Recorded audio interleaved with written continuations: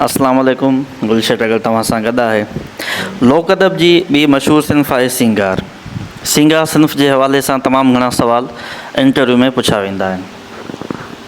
सिंगार ऐं दहस ॿई अहिड़ियूं सिन्फ़ूं आहिनि जेके पाण में मिलंदड़ जुलंदड़ आहिनि ऐं उते सुवाल बि इहो ई कयो वेंदो आहे त दहस ऐं सिंगार जो तक़ाबली जाइज़ो पेश करियो, इन में फ़र्क़ु कहिड़ो आहे उहो पेश करियो। सो जॾहिं बि माण्हू पढ़े त इन ॿिन्ही सिन्फ़नि खे गॾाए पढ़े जीअं माण्हू इन्हनि जो जाइज़ो वठी सघे त इन में फ़र्क़ु कहिड़ो, बुनियादी फ़र्क़ु कहिड़ो आहे। सिंगार असुलु संस्कृत लफ़्ज़ आहे। संस्कृत लफ़्ज़ श्रंगार मां निकितल आहे। सिंगार खे हिंदी में चवनि संगार, जंहिंजी माना आहे ठाह ठूह, सजावट ऐं सूंहं, हार सिंगार, सोणाइप। इहा इन जी लफ़्ज़ी माना आहे।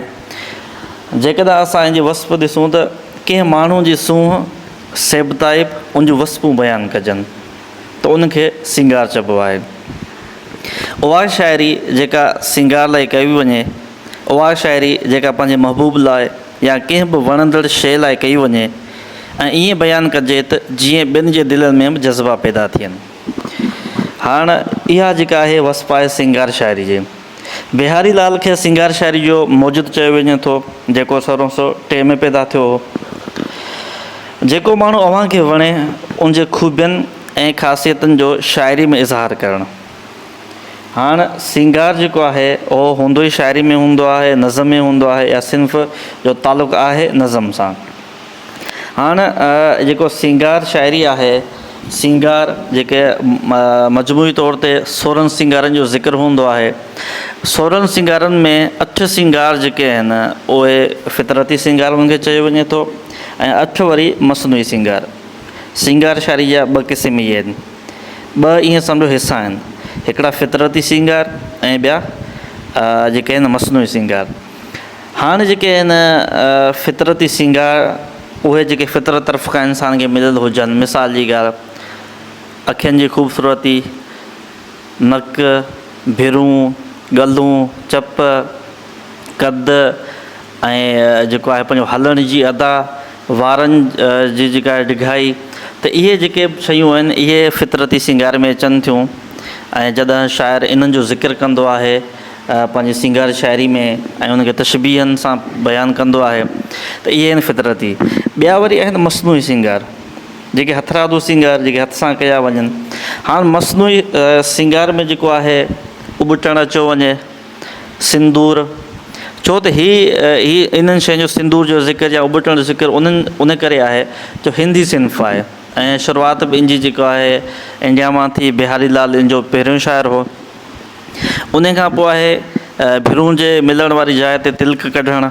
इहे जेके आउं शयूं हींअर बयानु करियां पियो त इहे मसनूई सिंगार में अचनि थियूं। टिकलो जेको औरतूं पाईंदियूं आहिनि, सुगंध भरी शइ या काफ़ूर या चंदन मिलाए मुंहं खे हणणु, चपनि खे ॻाढ़ो करणु यानी सुर्खी, हथनि पेरनि खे ॻाढ़ो करणु, मिसवाक ॾियणु, जेको आहे नीर सां या ईअं सम्झो त कजल सां जेको टिकलो कढंदियूं आहिनि औरतूं, उहो वारनि में गुल हणणु, पेरनि ते मेहंदी हणणु। हाणे इहे सभई शयूं जेके आहिनि उहे वरी मसनूई सिंगार में अची थियूं वञनि। उन खां पोइ जेको हिननि में ज़िक्र वरी आहे 8 4 ज़ेवर। हाणे हिन में 8 ज़ेवरनि जो ज़िक्र बि हूंदो आहे। उनमें पेरनि जूं पटियूं अची वियूं, पाज़ेब अची वई, कमरबंद अची वई, बाज़ूबंद, चूड़ियूं, कटमाल, दोहरी, नथ, इहे सभई शयूं वरी जेके आहिनि उहे ज़ेवर में अची वञनि थियूं। हाणे सिंगार सिन्फ़ जो तालुक़ु घणो तणो दहस सां आहे। शाइर जेका आहे पंहिंजे महबूब जी अदा खे बयानु करण जे लाइ जेको लफ़्ज़ी ज़ख़ीरो खणे थो उहो दहस में ई खणे थो, छो त दहस में महबूब जी हिकिड़ी अदा खे बयानु करण जे लाइ 10 ॿोलियुनि मां लफ़्ज़ खया वञनि था ऐं 10 मुख़्तलिफ़ अंदाज़नि सां महबूब जी हिकिड़ी अदा खे जेको बयानु कयो वञे थो त सुघड़ छा कंदा आहिनि जो उते ई उहे तशबीहूं खणंदा आहिनि ऐं सिंगार शाइरी में इस्तेमालु कंदा आहिनि। सो इहो ॿई जेको आहे ईअं सम्झो त सिंगार जी जान जेको आहे उहो दहस आहे। शाइर घणो तणो मवाद सिंगार जो दहस में ई खणंदा आहिनि।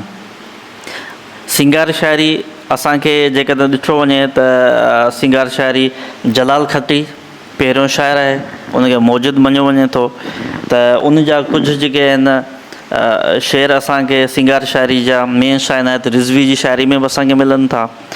शाह लतीफ़ जा खोड़ अहिड़ा शेर आहिनि जंहिंमें महबूब जे अदाउनि जो ज़िक्र मुख़्तलिफ़ जेको आहे तशबीहनि सां कयो आहे, उनखे बि असां सिंगार शाइरी में ॻणे सघूं था।